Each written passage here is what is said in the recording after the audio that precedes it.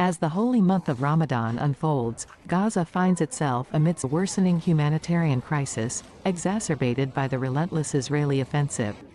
The densely populated enclave faces heightened tensions and escalating Israeli violence, further deepening the suffering of its residents.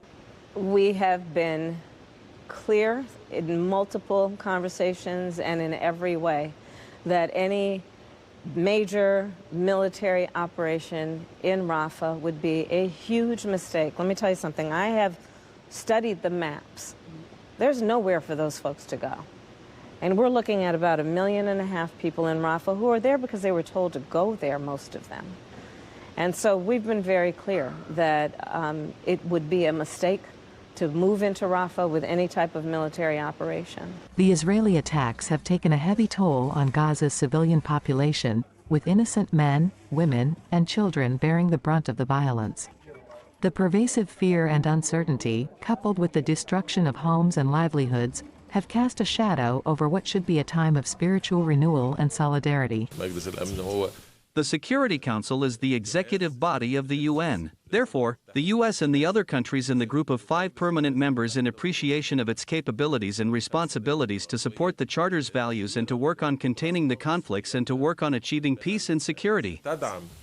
As the Israeli offensive continues unabated, the plight of Gaza's residents grows increasingly desperate. The need for urgent humanitarian assistance has never been greater, as innocent lives hang in the balance amidst the relentless cycle of violence and suffering.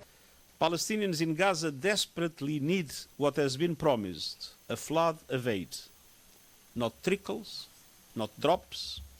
Some progress has been made, but much more needs to be done. Making that happen takes very practical steps. It requires Israel removing the remaining obstacles and choke points to relief. It requires more crossings and access points.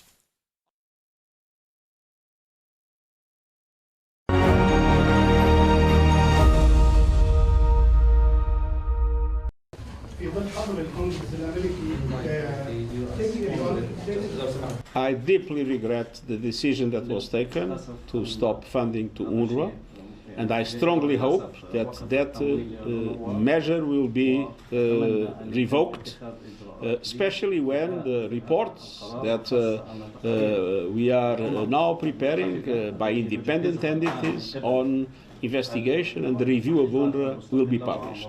And it is obvious that there are risks when we operate in such difficult circumstances as Gaza of having infiltrations. And we are totally committed to strengthen UNRWA, to guarantee that UNRWA is a UN agency abiding by UN values and by nothing else. And that is the reason why we have an investigation and a review.